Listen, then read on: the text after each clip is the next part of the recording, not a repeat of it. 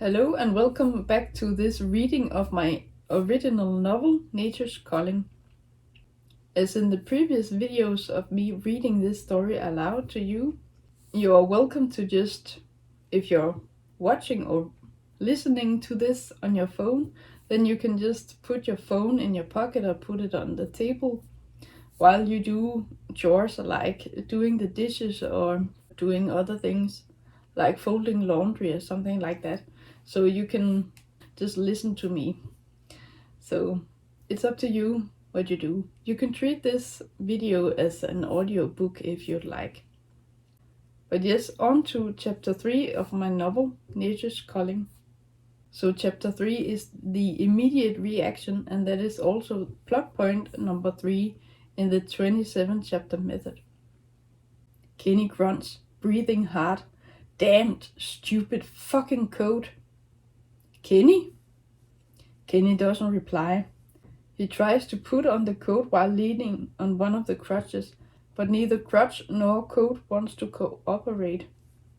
Kenny? Penelope says again.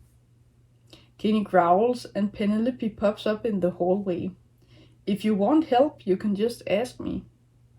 Kenny rolls his eyes. Fine, okay, I need help. I don't have 3 hands. No, Penelope says, I can tell, but I prefer you with just 2. Kenny manages a small grin. But think of all the extra work I could get done if I had an extra hand. Maybe 2 extra hands. Penelope sends him a loving smile. But those extra hands wouldn't help you when you can't walk. And why are you putting on your coat anyway? Kenny smiles sheepishly. I need to go out there. I need to help you. Walt could use someone to open and close the gate. It would make things easier for him. Come on, Penny. If I have to stay indoors and not move one more day, I'll go crazy. Penelope walks over to him. Without a word, she helps him put the coat on. Thanks, Pen. You're welcome. She cocks her head and crosses her arms. Did the doc say that you can run around outside like that? Kenny grimaces. A smirk forms on his face. I need to do something. It's been a week with nothing but getting out of bed, reading and watching TV. The highlight of my day is when you crawl into bed with me, and even though that's fine and all, I want to do more. I want to participate. It's my ranch after all. Your ranch? Penelope asks coquettishly and winks at him. I mean our ranch. It belonged to my parents, so I have most of the responsibility. No, Penelope says. Not as long as the doc says you need to use crutches, you don't. Kenny growls. Penelope just looks at him with sympathy in her eyes. Her affection for him is clearly visible on her face too, but he ignores it and says, I still feel like I'm not of any use. Let me just help Walt with the gate and I'll be grateful. At least I'll have done something to earn my keep today. Earn your keep? Penelope winks at him. It might be our farm now that we're married, but if you ask me, you're still the boss. And if you wanted to, you could take a couple of weeks off even without a fractured leg, and you'd be entitled to that. But I wouldn't feel comfortable with that, Pen. You know me. I know, Penelope nods. She smiles and kisses him gently on the cheek. You're not working at full capacity at the moment, but so what? You'll make up for it once your leg has healed. If you ask me, I'd say that you've already made up for it. You work harder than the rest of us. Kenny smirks. I have to, though. I'm the boss, remember? Penelope laughs softly. Yes, you're the boss. You're the boss of the ranch, but I'm the boss of you. At least of your health. As the advocate of your health, I say, okay, just this once. Go out and help Walt with the gate, but nothing more than that, okay? Okay, Kenny says with a nod. Even though there's a mischievous glint in his eyes, he adds, understood. Good. Penelope gently pushes his back and he starts limping forward.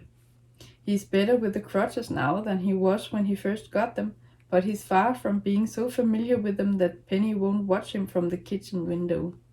It's almost time for Walt to come back, and if the gate is to be opened in time, Kenny needs to get going. He can get around, but he's not that fast. Maybe I'll check on the chickens and pigs now that I'm going out there. Penelope shakes her head. The chickens and pigs are fine, Kenny. Just open and close the gate for Walt. Nothing else. Aye, madam. Penelope laughs. And you'd better not go out the gate. I'll be watching you. Kenny laughs. If I didn't know you that well and know that you mean well, what you just said would sound a bit scary. Stalker-like, maybe. I'm no stalker, Kenny. I'm your guardian. Oh, right, Kenny says, rolling his eyes. You're the advocate of my health. That's right, Penelope smiles at him. Do you want me to come with you? With me? Kenny snorts. No, if you come outside with me, you might as well be the one helping him. No, I want to do this alone. All right, okay. She holds up her hands. I'll let you go, but I'll still look out for you. I wouldn't have it any other way, hon. She smiles at him and kisses his cheek. He returns the gesture. Once Kenny has made it down the few steps and starts crossing the courtyard, Penelope walks to the kitchen. As promised, she watches him from the kitchen window. As Kenny walks across the courtyard, he is working up a sweat. Cursing under his breath at his own poor condition, he pushes himself further. He wants to be sure that he's ready at the gate when Walt comes riding toward it. Kenny might need a bit of time to open the gate for him, and so he wants to start opening it as soon as he sees him. When Kenny spots a figure in the distance, he's sure that it's Walt on Dynamite. Dynamite isn't Walt's favorite horse, but he rides it sometimes now that Kenny can't ride any of the horses. As Walt approaches, the distant sound of a car engine attracts Kenny's attention. He turns his head, surveying the landscape. Nothing but his land as far as he can see, so whoever is coming, they're already on his land. He and Penny's land, he corrects himself. When he finally sees the car, he frowns. A small red car. He squints. It's too far to read the license plate, and he can't see who's inside either. Kenny glances from the car to Walt. When Walt turns his head to look in the direction of the car, Kenny perks up a bit. Maybe it's someone Walt knows.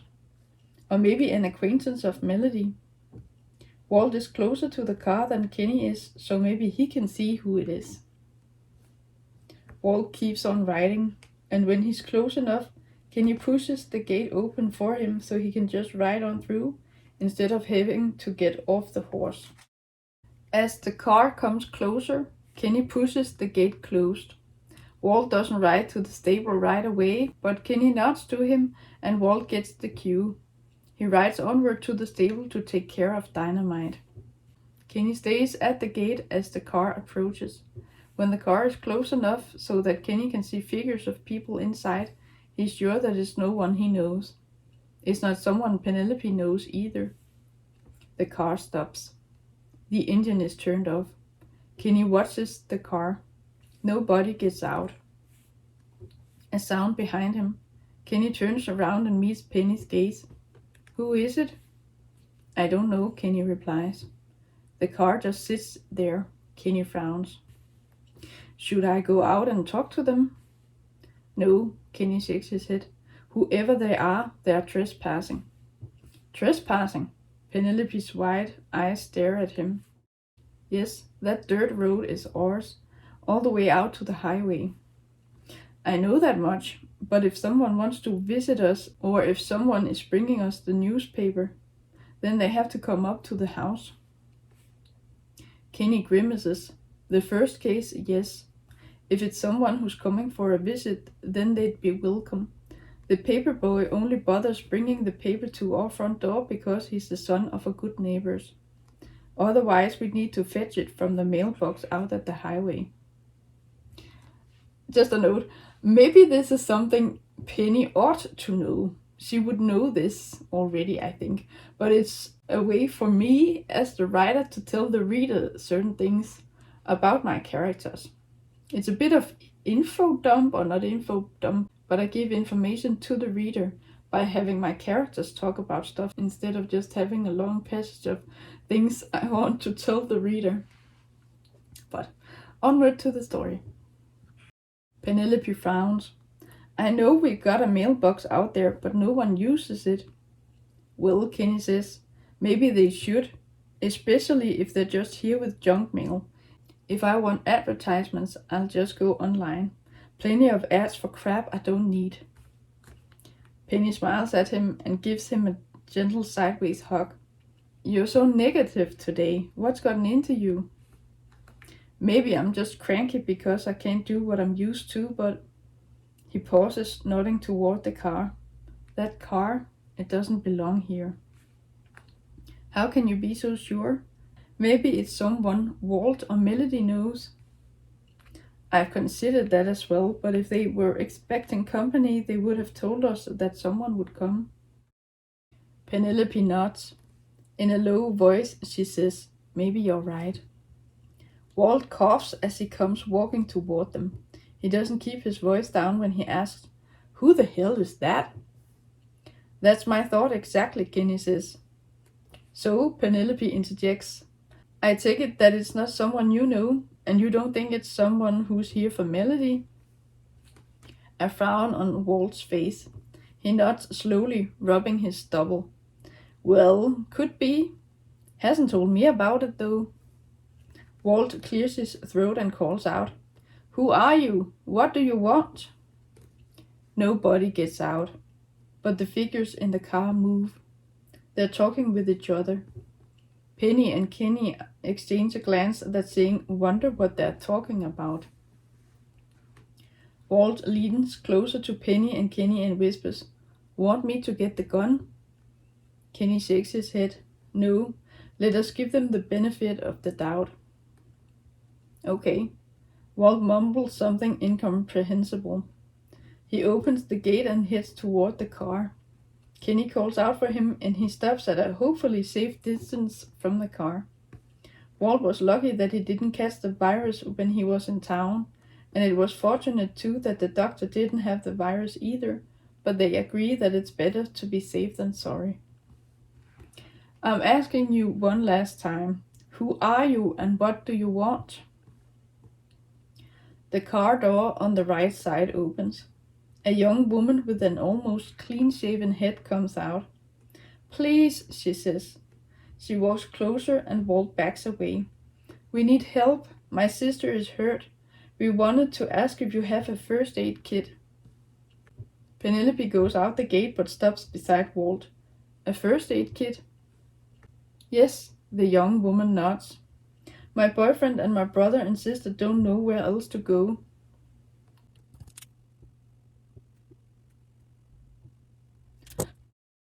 Yes, the young woman nods. My boyfriend, my brother, and my sister and I don't know where else to go. There are plenty other places you and your boyfriend and siblings can go. Please, the woman says, tone more imploring than before. We've already stopped at your neighbors' houses, but they don't have anything they can spare. And you think that we do? Walt asks, voice low but clear. Yes, your ranch is the biggest one in the area. We figured that if someone has something they can spare, it's you. Walt hesitates. He glances at Penny, who glances back at Kenny. Kenny thinks about it for a moment, then nods to Penny. What do you need? Bandages, the young woman says. My sister is bleeding badly. If she's bleeding that badly, Walt interjects, then why don't you go to the hospital? The hospital, the young woman cries out. Have you watched the news lately? It's chaos at the hospital, and the doctor can't help us. Penelope swallows hard. She exchanges a glance with Walt. He seems to be thinking the same thing. After the first couple of days with nothing but bad news about the virus, how fast it spreads and how serious it is, they just stopped watching the news. It was fine living in isolation and not having to worry about the virus, but none of them had expected that someone would show up on their doorstep. "We have some bandages we can spare," Kenny says. Penelope looks at him to make sure if he means it. He nods and she hurries to the house. A bit later she comes back with a medic kit. "There are bandages in there," she says to the young woman as she walks back to the others. The young woman's face brightens slightly in a smile. "Thank you, thank you, thank you, thank you." Penny lowers her voice and asks Kenny, "Can we spare all of it?" "Yes," Kenny nods. "We've got one more." "Okay." Penny walks out through the gate.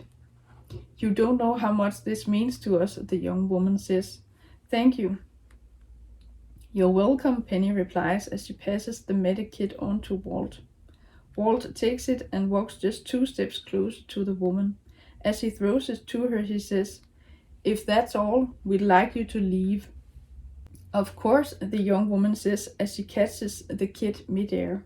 "Of course."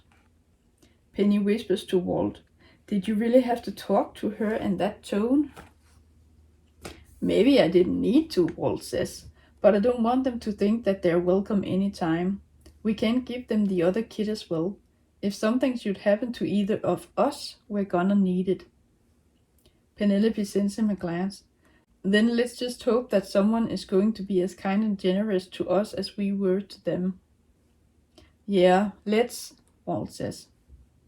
They watch in silence as the young woman gets back in the car. The boyfriend is driving and the woman's siblings are in the back. Apparently, it wasn't that important to get the bandages on at once. Or maybe they just don't want to linger when Walt has made it clear that they're not welcome. Kenny's bruise has healed by now. His skin is smooth and just as it should be, but sadly they can't put on something that will make the fracture heal more quickly. But if he should get hurt because the bull isn't done with him, they might regret having given one of their medic kits to strangers. Hopefully they really need it so it won't be for nothing. Penny just has to make sure that they order a new kit when they have to order other things as well. They'll rather just have one large shipment once a month, for example, than having smaller weekly deliveries. "She looked quite young," Penelope says as the car disappears out of view down the dirt road. Only a dust cloud is sign that there was someone there. "I think she is," Walt says. "I haven't seen her before. Wonder if she's not from around here." "She probably isn't," Kenny says. "I can't remember her either. And she's got 2 younger siblings. Far as I know, there's no one here with 3 kids at those ages." "If they're from town," Penelope says, "it might be even worse down there than we thought." "Why do you think we haven't watched the news, Han?" Penny sends him a worried look. "But maybe we should. If the world is going to hell around us, it might be nice to know before someone else might show up." Kenny grimaces. "Someone else? If more cars drive up our road with people who are hurt, we'll be running out of bandages quicker than you can say sayonara." "What do we do?" Penelope asks. Kenny looks at her with a strange face expression. "What do you mean?" Penny shrugs. "It's just, if someone else comes." "What do we do? What should we say? If they ask for medical help?" "I don't know, Han," Kenny says. "I just hope that no one else will." "But what if they do? And what if that young woman, her boyfriend, and her siblings come back?" "I don't think they will," Walt says. "I think I made it clear that we've helped them enough." Penelope grimaces. "Maybe they don't see it like that. Maybe it's really bad in town. If they're fleeing from the city, then more people might show up." "If they do," Kenny says, "we'll take it from there. For now, I think Walt is right." "Maybe we should watch the news before we call it a night, though," Walt says. Penny and Kenny nod. In silence, they walk back into the house. If Kenny didn't walk with crutches, she would take his hand and squeeze it. Instead, she holds an arm around him. there we have it. That was chapter 3 of my novel Nature's Culling. I like this chapter because now things are changing, things are shifting. There's a cause and an effect. So it's the immediate reaction to this virus outbreak. I had a time skip, so by the way I tell the story, it's clear to the reader how long time has passed since the previous chapter. I've already forgotten, but I think it was 1 week or maybe 3 weeks since the previous chapter. But Kenny is going stir crazy, and that is why he wanted to get out and do something, help, and be of use. But things are changing in the story, and nature is trying to cull humanity, but humanity, or rather my characters in the story, don't know that yet. But we'll get to that eventually. I hope you like this video, and I hope you will watch the next one, or rather listen to it at least. So until then, take care. Thank you for watching.